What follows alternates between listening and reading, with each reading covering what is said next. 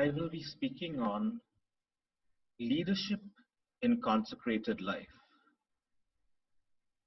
The leaders of organizations should act as role models who encourage members to identify with the organizational culture, internalizing beliefs, values, and assumptions. Pope Francis is one such inspirational leader who emphasizes servant leadership in a people's church. As the senior most executive of the Catholic Church, he has begun to establish norms that show a church more flexible, open to diversity, to new thinking and development. As a spiritual force, he shows a vision that is integrative and more in keeping with the church as people of God. Some particular challenges that leadership faces are to make consecrated life incarnate daily, the adaptation of forms of spirituality and apostolate, ways of governing, ways of formation, and the use of resources and material goods for the carrying out of mission. Institutions and formative structures should emphasize to formees that ordination is where a consecrated man or a woman is drawn into a new relationship with Christ and Christ's church sent in mission. Pope Francis says that priestly formation should be removed from the quasi-monastic seclusion of a seminary and be based on the realities of parish ministry. An institution cannot be complete without the persons who make up that institution.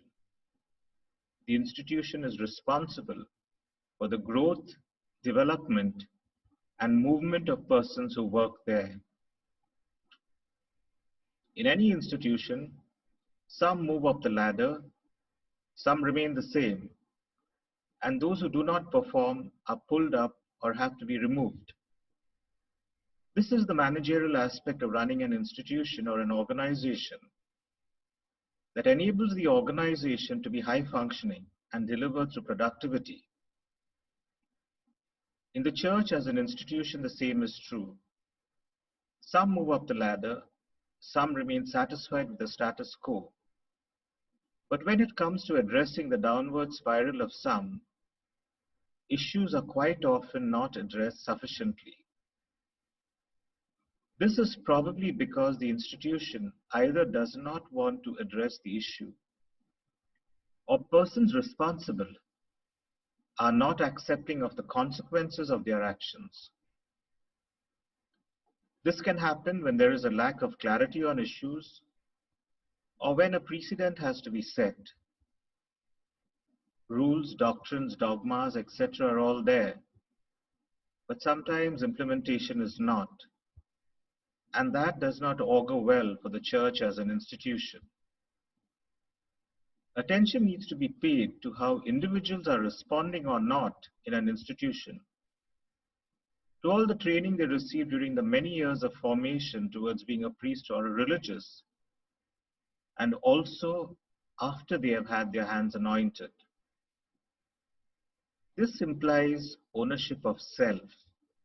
The person takes ownership of his own formation and growth because the institution cannot supervise everything. It only does what is reasonable. Attention is paid during early formation for a formee and during ongoing formation for those who are clerics. There are many behavioral red flags during early and later formation.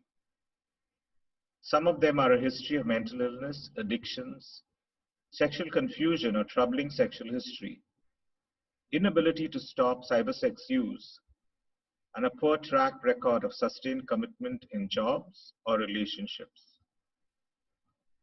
Some other recognizable issues would be isolation, lack of peer relationships, emotionally immature behavior, very controlling persons, excessive intellectualization or rationalization, judgmentalism, inflexibility, and the use of sexual innuendos and sexualized speech. The structures that are present should help train formators to understand the various aspects of a formee's and priest's personality, helping them to continually be connected to Christ themselves and making choices that help the formees and priests integrate the ideas and teachings of their choices during their formation and ongoing formation. For this to occur, responsible leadership and formation of self are necessary. Otherwise, what results is management having to spend a lot of time on a washed out priest or religious. Ministerial reliability is important, where a priest or a religious is looked at in the same way at all times, whether he is on the altar, he or she is visiting families on the road, or behind the desk in his or her office. The key to a priest or a religious relationship with his or her flock is reliability. If priests or a religious want to enter into foundational and wide-ranging relationships with their people, being with them in the extraordinary realms of sin and forgiveness, grace, redemption, and hope, then they will need necessarily to locate themselves in that relationship with as much reliability as they can muster. The ministerial relationship must simply be what it is supposed to be, a transparent, honest relationship. Through celibate commitment, the priest or religious should know that he or she is for the other, and the other should be able to rely on that.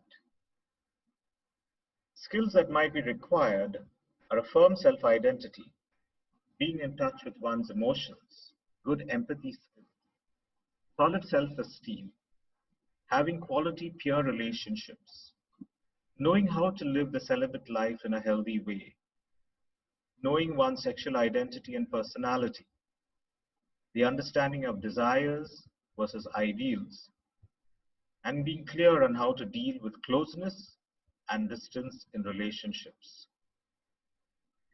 Ownership of self and adequate institutional response will only happen when the roots are addressed. Unless formators and leaders in the church develop responses that go at least one level deeper than what they are hearing, their responses are doing more harm than good. Dealing with the consequences of the action of a priest or a religious later on in life invariably means that roots have grown worse and evident issues have not been addressed during the formative process. Once in the public sphere, it leaves the faithful in confusion. This has led the faithful to doubt the stances of the church, and consequences are being that many are leaving or have stopped believing. Church leaders should take careful and prayerful heed, because superficial fixes or mere words will only serve to drive Catholics more and more away from the church. The choice of life needs to be exercised with creative fidelity.